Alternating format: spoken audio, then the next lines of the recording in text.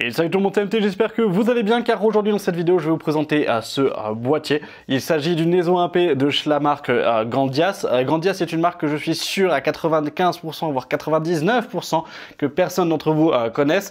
Moi personnellement je l'ai connu simplement parce que j'ai vu une vidéo de ce boîtier sur Instagram et en scrollant de façon totalement hasardeuse.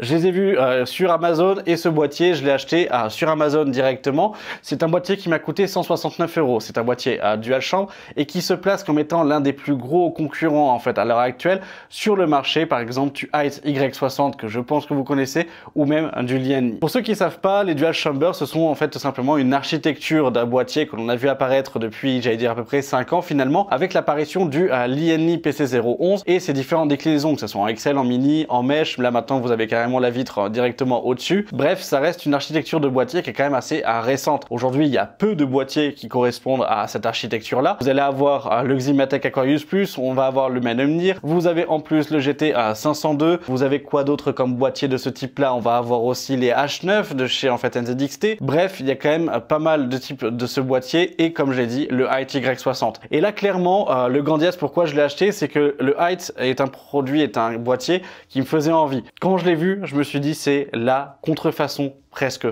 parfaite. Mais qu'est-ce que ça vaut? Pourquoi je vous dis contrefaçon? Vous allez voir que dans beaucoup de points, pour ceux qui connaissent le Height, ils se ressemblent dans beaucoup de points. Mais les inconvénients du Height, finalement, n'ont pas été retrouvés sur le Grandias, mais il y en a d'autres à causer. Bref, je vais vous présenter tout ça. Si vous aimez ce type de vidéo, n'hésitez pas à me le dire directement en commentaire, à mettre un pouce bleu et à vous abonner en activant la cloche des notifications pour être au courant de toutes les prochaines vidéos. D'ailleurs, dans cette vidéo, elle va changer des vidéos présentation de boîtiers habituels et ce sera spécifique pour ce boîtier-là et pour un autre. C'est qu'à l'heure actuelle, je ne vais pas faire de test de performance et de fumée sur ce boîtier pour la simple et bonne raison que je vous prépare une vidéo sur comment gérer correctement son airflow quand on a un dual chamber. Car l'inconvénient principal de ce type de boîtier là, que ça soit par exemple pour le H9 etc, ainsi que tous les boîtiers que je vous ai cités avant, c'est que d'une, ces boîtiers sont chers à l'achat, mais surtout que ce sont des boîtiers qui sont chers à l'équipement. Et ça, c'est un point qui est quand même assez précis parce qu'on est obligé de se retrouver finalement à pouvoir mettre plusieurs ventilateurs, des fois 6, 8, voire du coup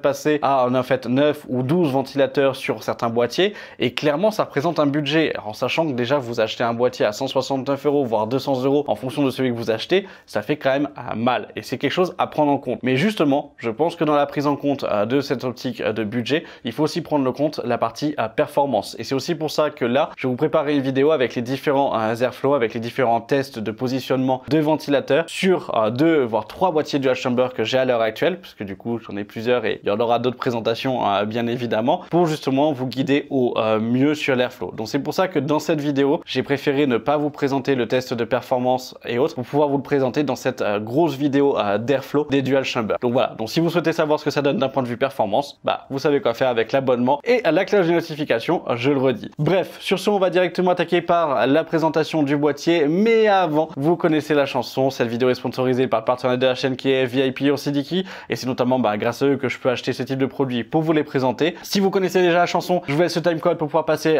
directement. Sinon, vous pouvez prendre ce temps-là pour pouvoir vous faire un petit café. Et puis, on se retrouve juste après pour la présentation du Grandias Neso 1P.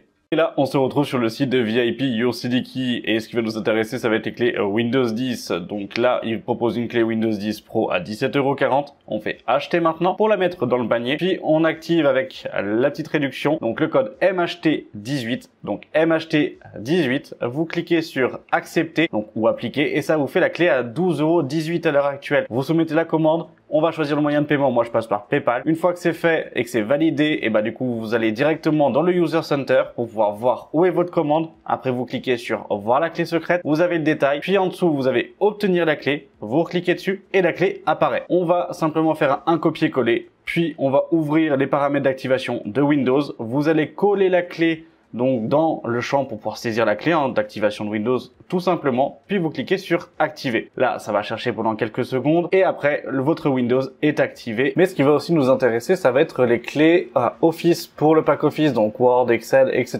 Donc là on va prendre la version 2019 qui est de base du coup à 38,60 €. Donc là il nous dit attention qu'il doit le confirmer via le compte Microsoft. Avec le code MHT18 on l'a avec 10 € de réduction, donc à 28,95 €. Moi je réutilise PayPal. On se retrouve dans le User Center pour retrouver la clé au même titre que pour la clé Windows, ça ne change pas. Après, on va sur le site de Microsoft avec Office Center. On copie-colle la clé comme pour Windows, c'est la même chose, on fait suivant et après on va se retrouver directement donc dans notre espace Microsoft, on va pouvoir installer le pack Office car il a été activé avec succès et on le retrouve sur notre compte. Et voilà, la sponsor étant passée, on va directement attaquer par la partie présentation. Donc comme je l'ai dit et je le redis, c'est un boîtier que finalement je l'ai payé 169 €. C'est pas si cher, franchement c'est pas si cher. Pourquoi je dis comme quoi c'est la contrefaçon du Height, et là vous pouvez le voir sur la photo qui passe juste devant vous, c'est que j'ai pu le poser à côté d'une configuration et d'un Height, et clairement vous voyez la différence. En fait il n'y en a pas tellement. Mis à part la hauteur, clairement il n'y a pas grand chose de différence. Là où c'est quand même assez particulier, c'est que ce boîtier il a aussi deux positions, et ça on va le voir avec le tour du boîtier. Bref, on passe directement à la découverte de ce dernier et je vous fais un tour du propriétaire. C'est parti.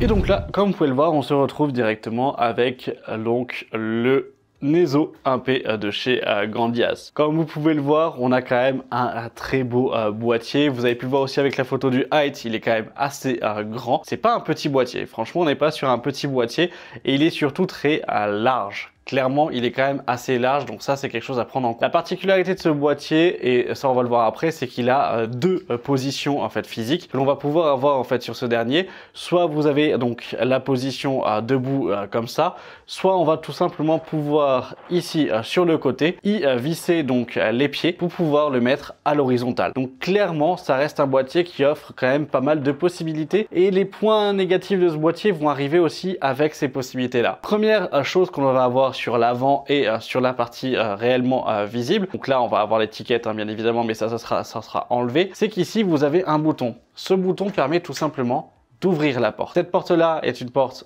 en verre trempé sur une charnière. Et vous avez ici une petite sangle en fait, un petit morceau de tissu pour pouvoir la tirer et la manipuler. Et c'est écrit un Neso P1 en fait dessus. Donc clairement du coup ça reste ok.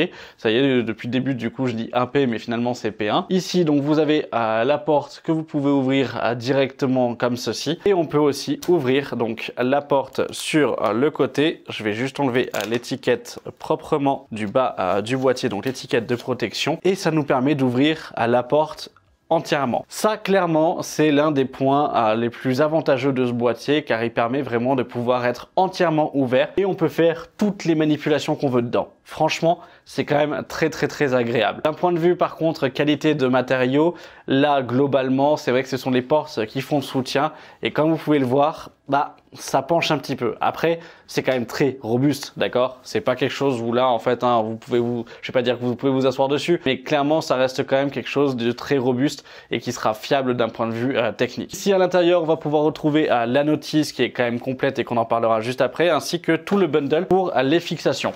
Donc ça, on en parlera à la fin. Du fait qu'on est déjà ouvert, on va attaquer avec les spécificités internes de ce boîtier. Première spécificité, ventilateur à l'arrière, donc soit en 140, soit en 120 mm. Ici, vous avez donc 3 supports pour pouvoir en fait mettre des disques durs ou des SSD en 2,5 pouces. Et vous avez la possibilité à l'arrière, juste ici, si vous enlevez donc les supports, de pouvoir mettre un radiateur jusqu'à 420 mm. Clairement, ça c'est quand même assez grand et c'est quand même assez agréable. Ici, vous avez donc des passes-câbles en caoutchouc sur le latéral droit. Vous avez au niveau des passes-câbles en hauteur aucune protection en caoutchouc. Au niveau des cartes mères, il pourra supporter donc des cartes mères jusqu'en ATX. On oublie le ATX dessus. On va être sur du ATX, sur du micro ATX et sur de l'ITX. Donc 90% des boîtiers aujourd'hui de cette gamme-là. Sur le bas, vous allez pouvoir placer donc un radiateur aussi lui en 360 mm et 3 ventilateurs. Cependant, le radiateur en 360 mm, en réalité, c'est une connerie sur ce boîtier, sur le dessous, parce que réellement, la cage et les fixations de système que vous avez pour en fait fixer les ventilateurs se situent en dessous.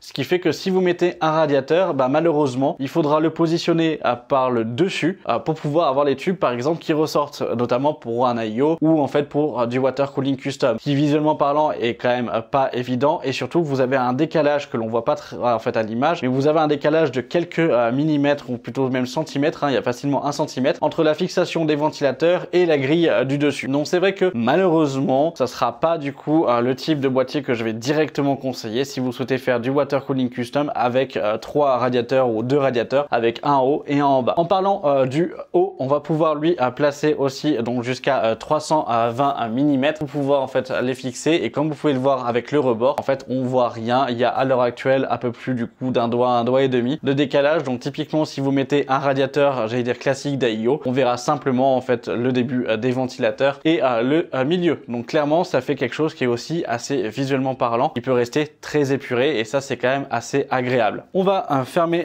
donc le boîtier. Comme vous pouvez le voir, ça se ferme quand même très facilement.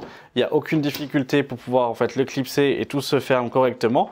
Sur l'avant du boîtier, vous retrouvez en bas ici le bouton power, 2 USB 3.0, un USB type C et un câble jack ici pour la connectique micro et audio. Sur l'arrière, comme je l'ai dit tout à l'heure, ici vous allez pouvoir retrouver une façade arrière 100% en mèche avec un filtre à l'arrière aimanté et les 4 positions pour pouvoir revisser les pieds qui vont être amovibles justement, qu'on va pouvoir en fait changer, en sachant aussi que les pieds ainsi que les équipements, on le verra juste après, mais ils sont fournis à l'intérieur. Sur l'arrière du boîtier directement, chose notée qui est quand même assez sympathique, c'est que déjà ici vous avez donc la marque en fait de la partie logo, mais ça on s'en fiche en soi, c'est ce passe-câble. Vous allez dire pourquoi en fait j'ai besoin d'un passe-câble. Et ben ils ont pensé à tous ceux qui veulent mettre un écran dans leur boîtier, parce que les 3/4 des écrans que l'on a à l'heure actuelle sur le marché fonctionnent pas en fait en USB interne, mais tout simplement avec un port HDMI classique et avec un câble. Et là ça vous permet de pouvoir sortir le câble HDMI de votre écran pour pouvoir venir le connecter tout simplement à votre carte graphique. Et c'est aussi pour ça qu'ils ont pensé ici à avoir des attaches à passe-câble pour pouvoir fixer correctement votre câble HDMI de votre écran interne, et ça c'est vraiment plutôt bien pensé et c'est quand même assez agréable. Ici vous allez pouvoir mettre du coup l'alimentation, et ici vous avez donc tout simplement les vis pour en fait des cages HDD et SSD que l'on a à l'intérieur. Des passe-câbles aussi ici si vous souhaitez fixer vos câbles d'alimentation ou les câbles de sortie pour faire un beau cable management. Donc ça vraiment quelque chose de très classique. Pour l'aspect carte graphique, ici vous voyez qu'on a la position donc horizontale, mais si vous dévissez donc les vis ici et ici, on va pouvoir tout simplement switcher ce module à l'horizontale, de la horizontale à la verticale, et donc pouvoir du coup moduler et mettre notre carte graphique comme on veut dans n'importe quel sens. C'est ultra agréable parce que franchement ça permet d'éviter du coup d'avoir l'obligation du riser par exemple comme on a pu avoir sur le height, et c'est pour ça qu'ils le fournissent, et finalement ce qui fait augmenter le prix, mais surtout que si un jour vous en avez marre la partie design, bah, vous n'êtes pas bloqué, et ça c'est quand même assez agréable. Attention du fait que je l'ai dit aussi qu'il avait 2 positions, qu'on avait cette position à cette fois-ci à droite et la position couchée du boîtier. Si vous mettez votre carte graphique à la verticale et que vous souhaitez coucher votre boîtier, votre carte graphique elle va faire directement ça, et là par contre ça va poser problème. Donc c'est vrai que ça va dépendre vraiment de la position que vous souhaitez directement. Maintenant on va ouvrir à l'arrière le boîtier pour rendre compte de ce que ça donne, et on va commencer à dépioter ce dernier. Les vis et la partie visserie est vraiment très bien faite, et c'est quand même très agréable. Ici vous voyez on a donc la porte avec le filtre directement, donc vitre qui lui est en fait aimanté. En termes de qualité c'est pas ouf, clairement c'est pas en fait le meilleur filtre, mais ça va. Par contre qualité de matériaux, franchement ça reste ok. Du coup on est en fait sur en fait du métal assez fin, mais franchement ça reste ok, c'est pas en fait énorme, mais c'est pas non plus en fait le pire métal que j'ai pu voir à l'heure actuelle sur des boîtiers. Comme on peut le voir ici, vous avez donc là les fixations des supports donc pour les SSD. Vous avez ici le câblage, donc l'USB type C, l'audio, le 3.0 et simplement le bouton power, pas de bouton reset. Des attaches et des passe-câbles, et ça c'est des gros passe-câbles en caoutchouc avec donc les scratchs pour pouvoir faire le cable management. Ça très agréable, vraiment en fait un bon point. Et là ici vous avez donc les supports SSD HDD que vous pouvez en fait tout simplement dévisser et sortir directement. Là où c'est quand même aussi agréable, c'est que là par exemple, cette petite plaque qui est censée faire la séparation et qui elle est aussi amovible, on peut l'enlever. Vous avez les 2 vis ici que l'on peut justement en fait enlever si besoin. Et bien en fait eux ils l'ont prévu pour pouvoir par exemple scotcher votre contrôleur RGB. Et ça, je trouvais ça quand même très intéressant. C'est quand même assez agréable que du coup une marque finalement y pense enfin à pouvoir proposer en fait une version avec la position en fait et la possibilité de pouvoir poser directement en fait son contrôleur, ou avoir en fait un emplacement prévu pour. Donc c'est quand même assez agréable. J'ai pu tester avec un commandeur. Bon, le commandeur en fait il dépasse parce que c'est un des plus gros, mais par exemple vous prenez un article, vous prenez en fait les contrôleurs de chez Deepcool ou en fait de chez NZXC, ils passent sans aucun problème. Une bande de 3M, c'est fixé, on n'en parle plus. Clairement ça reste quand même très agréable. Maintenant on va le coucher pour voir le dessus. Donc là, on est sur le dessus. Ici, vous avez donc la petite trappe pour pouvoir justement, hop, enlever la plaque du dessus.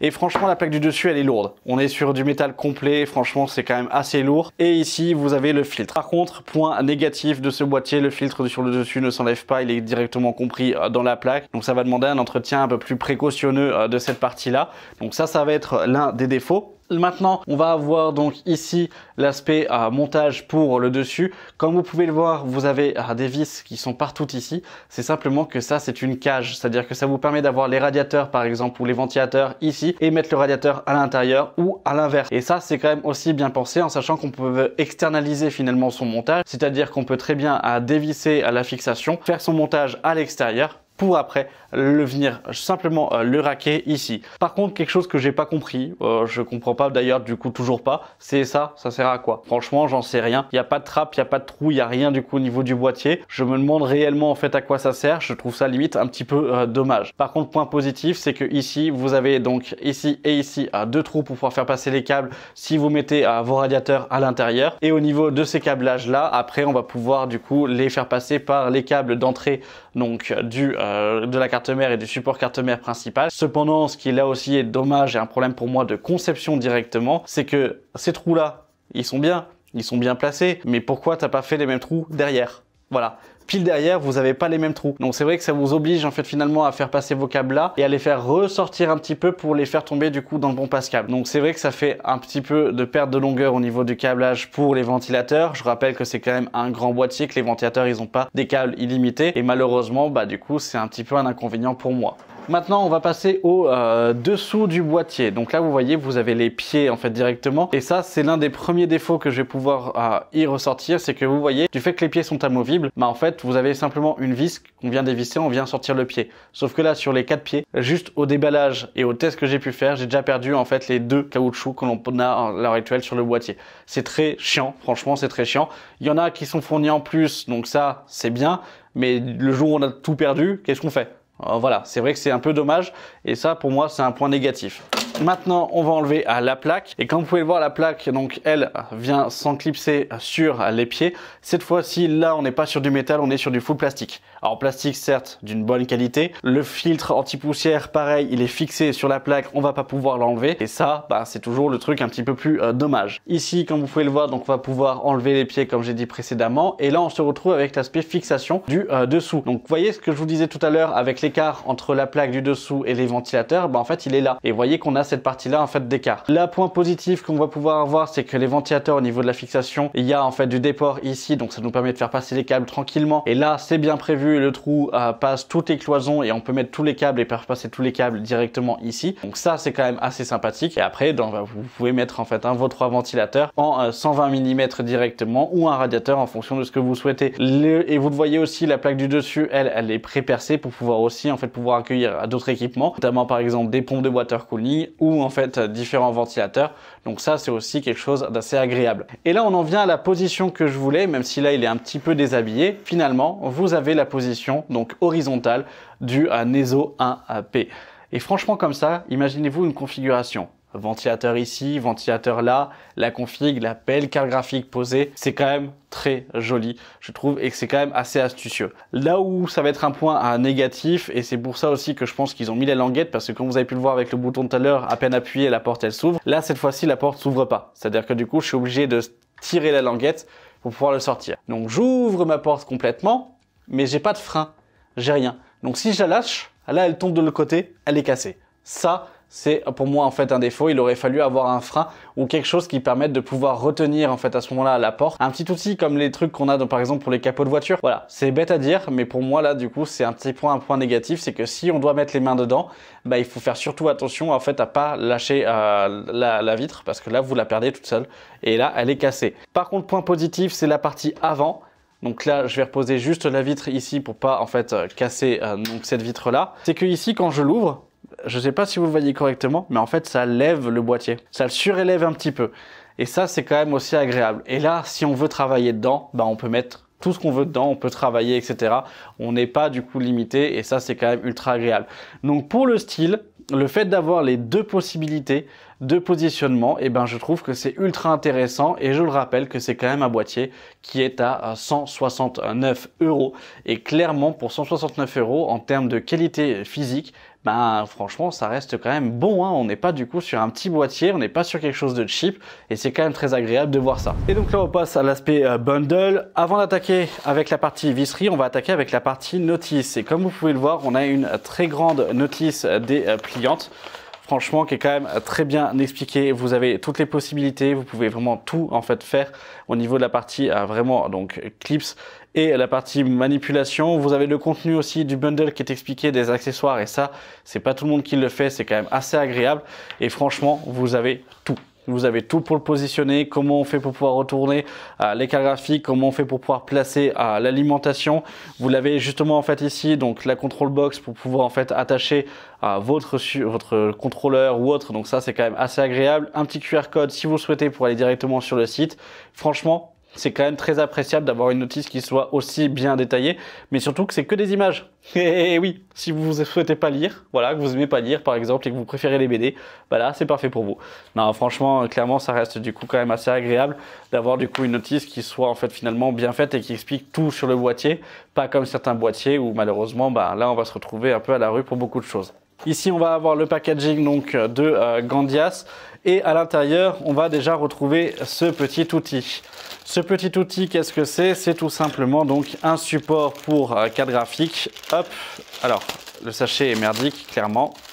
Et donc c'est un support pour carte graphique et vous voyez les trous que je vous ai présentés sur le bas en fait du boîtier, et ben c'est aussi des trous pour pouvoir fixer ce module et ça vous permet de pouvoir augmenter finalement et de baisser la taille, mais de pouvoir vraiment gérer votre carte graphique où est-ce que vous voulez la mettre en termes de hauteur et de pouvoir la soutenir sans aucun problème, mais pas avoir simplement un soutien mais avoir vraiment une pince complète. Donc c'est vrai que c'est quand même assez agréable et c'est bien pensé, et surtout que c'est quand même cool de l'avoir fourni dans le boîtier. Beaucoup maintenant de boîtiers les fournissent, il y a même des cartes graphiques, par exemple notamment les Asus TUF qui les fournissent sur les dernières générations. Mais là je trouve ça agréable et c'est surtout quelque chose de qualité et ça va tenir dans le temps, donc ça c'est quand même cool. Ici vous avez donc le packaging de toutes les vis avec des vis aussi spécifiques pour pouvoir traverser, donc pour en fait les radiateurs et les ventilateurs, donc ça c'est bien en fait et c'est bien à prendre en compte. Ne les perdez pas, ces vis là, c'est à dire du coup les grandes vis que vous voyez en fait juste ici, qui permettent de traverser donc les ventilateurs pour pouvoir se visser dans le radiateur. Elles sont un peu plus grandes pour pouvoir compenser l'épaisseur du métal. Et ça, faut pas les perdre. Et il faut surtout pas du coup les remettre dans le water cooling, par exemple si vous le revendez plus tard, parce que si vous les perdez, malheureusement les 3/4 des vis des water cooling ne pourront pas finalement en fait attacher correctement. Et ça va être l'un des défauts qu'on va pouvoir y reprocher. Ici, vous avez donc les 4 petits blocs qui vous permettent de remplacer les pieds sur la façade sur lequel vous les avez enlevés. Pareil du coup pour ici où là en fait on va avoir 4 autres caches à ce moment-là. Donc ça c'est quand même plutôt sympa parce que ça permet du coup de les avoir. Et là vous avez donc les patins donc antidérapants finalement. Comme je le disais tout à l'heure, où justement du moment où je les ai perdus, qu'est-ce que je fais en fait avec? Parce qu'ils tiennent pas forcément. Donc moi je vous dirais, ce que vous avez la possibilité de faire, c'est de les coller, d'accord? Et en fait finalement de percer là où vous avez en fait la partie de la vis pour pouvoir passer votre tournevis si vous voulez les enlever. Et comme ça au moins vous avez quelque chose qui est fonctionnel et que vous perdez pas, parce qu'une fois perdu, du coup perdu pour perdu, maintenant malheureusement on les retrouve pas.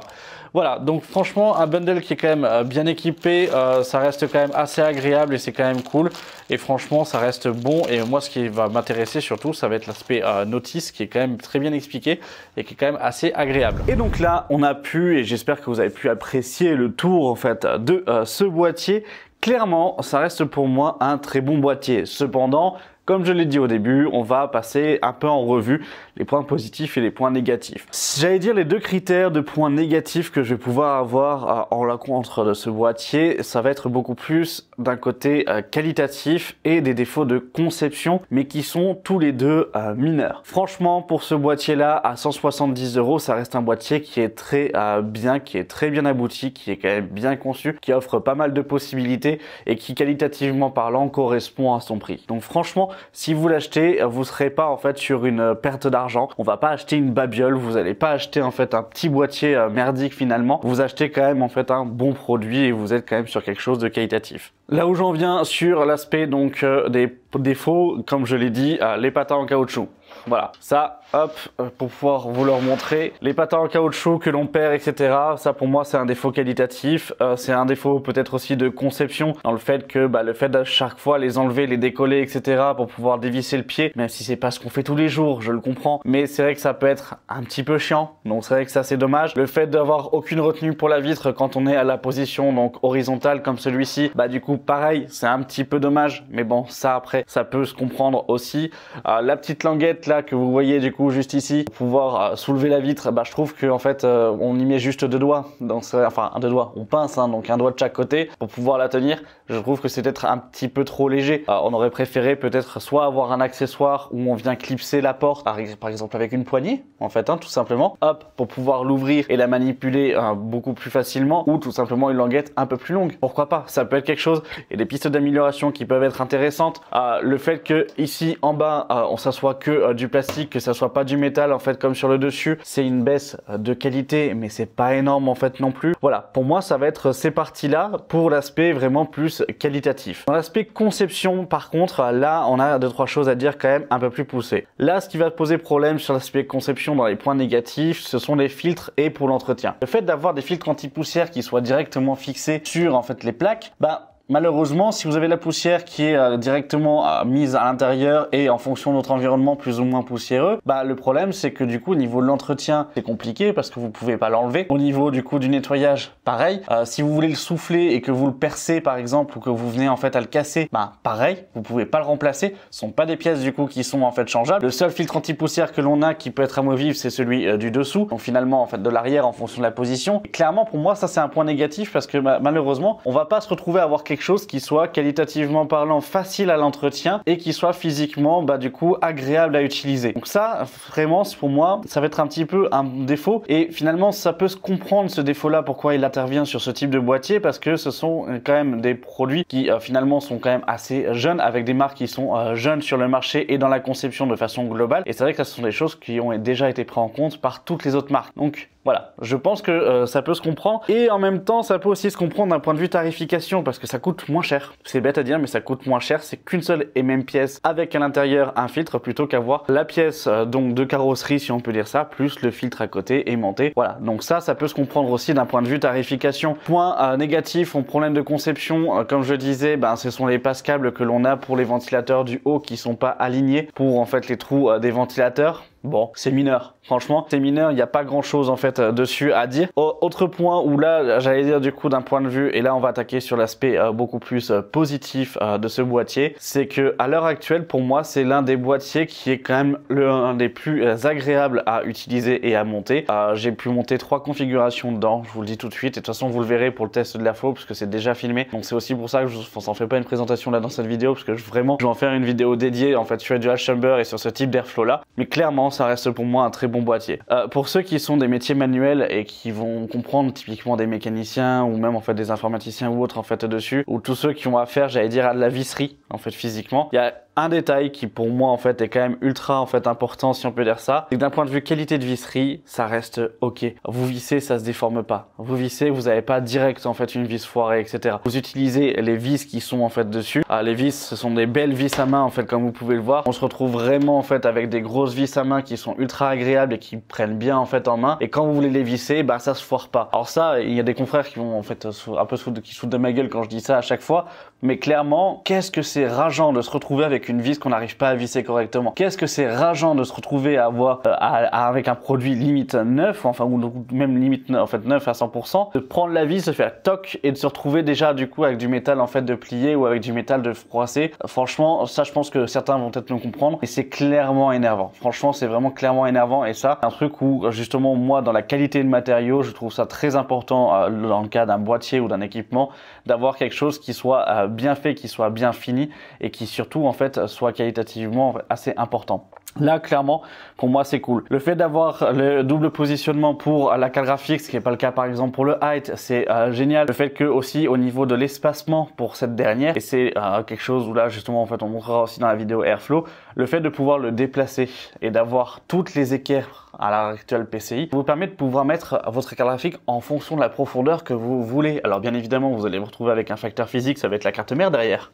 Mais par contre, ça vous permet d'éviter de coller votre carte graphique à la vitre. Et ça, c'est aussi un très bon point positif parce que ça vous évite d'avoir des problèmes justement d'airflow et ça vous évite d'avoir des problèmes d'un point de vue chauffe vis-à-vis de la vitre. Et ça, c'est quand même beaucoup plus cool et c'est quand même assez intéressant en fait d'avoir ça. On l'avait du coup par exemple sur les Thermaltake, donc les Core P3, P5 et P9, si je dis pas de bêtises, donc de chez Thermaltake, où justement vous aviez cette possibilité là de pouvoir mettre à la verticale sa carte graphique et d'avoir les différentes équerres. Et bah là, je trouve que le système est bien retrouvé, chose que l'on a presque sur aucun boîtier Dual Chamber à l'heure actuelle. Donc franchement, là, bien joué, bien pensé pour ça et c'est cool. Franchement, c'est vraiment très cool. Point positif pour moi et globalement, on va se retrouver avec un très beau boîtier qui permet d'avoir les deux positions. On a une qualité de fabrication qui est ok. Il a des petits défauts, mais parce qu'on peut pas être parfait. Si à l'heure actuelle, je dois donner une note, et là, je vais dire uniquement sur l'aspect esthétisme, originalité. Sur l'esthétisme, du coup, c'est très personnel, mais personnellement, je vais passer du coup sur un 8 sur 10 parce que du coup, il est bien fait, le design est ok. Après, ça reste quand même un design de contrefaçon, si je peux dire ça, parce qu'il est repris presque de A à Z avec le hide, comme vous avez pu le voir au début avec les images. Donc c'est vrai que c'est quand même très proche. D'un point de vue originalité, le fait d'avoir cette ouverture là et d'avoir la double position sur un boîtier, c'est quand même assez rare. C'est pas donné à tous les boîtiers. Il y a peu de boîtiers qui le proposent et généralement ce sont plus des tables de bench qui vont le proposer plus que des boîtiers en eux-mêmes. Et là, clairement, pareil, je vais aller passer en fait sur un 8 sur 10 directement. Et d'un point de vue qualité de fabrication, après sur le global, là en termes de qualité de fabrication, je vais être finalement à 7 sur 10 simplement pour avoir les petits défauts de plastique pour en fait la partie des filtres qu'on va avoir. Donc clairement, pour moi, ça reste un très bon boîtier et je le redis en fait dessus, comme je l'ai dit au début de ce bilan finalement sur ce boîtier. 169 €, ça reste un bon prix. Vous achetez pas en fait une Brologue, vous achetez pas en fait un petit boîtier, vous achetez un bon boîtier. Vous achetez pas non plus le boîtier excellent. D'accord, ça je vais pas vous mentir en fait dessus, ça reste pas non plus le meilleur boîtier en fait directement, mais ça fait partie des meilleurs boîtiers. Clairement du coup ça va faire partie des meilleurs boîtiers. Est-ce que ces 169 € là sont justifiés d'un point de vue tarification quand on voit tout ce qu'il y a autour, quand on voit du coup tout ce qui est en fait d'un point de vue boîtier et surtout dans son placement? Oui, c'est intéressant et oui, c'est justifié de partir sur 169 € parce que justement aujourd'hui quand vous regardez les autres boîtiers Dual Chamber, finalement il y en a peu qui sont en dessous et ceux qui sont en dessous, sans vouloir dénigrer directement, mais quand on prend le Ximatec Aquarius Plus, clairement au niveau qualitatif, du coup c'est nul, d'accord, c'est vraiment nul. Même s'il est vendu avec plusieurs ventilateurs, les ventilateurs ils servent à rien, du coup ils sont pas performants et c'est nul. Et quand vous regardez du coup d'un point de vue qualité fabrication aussi, pareil. Donc clairement, c'est vrai que là pour moi, on a vraiment en fait un bon produit, on a un bon produit à un bon prix. Je ne le vois pas en dessous en fait en termes de tarification. C'est bête à dire, généralement on se dit toujours ah oui il est peut-être à 10-20 € en fait plus cher que ce que ça devrait. Là franchement non, franchement il les vaut et je suis assez content en fait dessus. Donc c'est pour moi quelque chose en fait d'assez agréable. Voilà, donc j'espère que cette vidéo vous aura plu. Si c'est le cas, n'hésitez pas à me le dire directement en commentaire. Dites-moi ce que vous en avez pensé donc de ce boîtier. N'oubliez pas, je vais vous faire une vidéo de présentation et une vidéo du coup de test sur l'airflow complet sur ce type de boîtier là, donc sur les Dual Chamber. Donc franchement, n'hésitez pas à vous abonner, à vous activer la cloche des notifications pour être au courant pour en fait voir cette prochaine vidéo. Il y en a plusieurs qui vont arriver entre temps justement et cette vidéo là je la prévois plutôt pour janvier. Je m'excuse pour les délais mais j'ai aussi beaucoup de vidéos en fait de prévues pour décembre et vous allez voir qu'il y en a certaines qui sont pas mal puisqu'on va faire présentation de carte mère, de périphérique setup, bref il y a quand même pas mal de choses qui arrivent. Donc en tout cas vous allez être je pense servi pour les fêtes, mais clairement pour moi ça reste ok et du coup j'espère que cette vidéo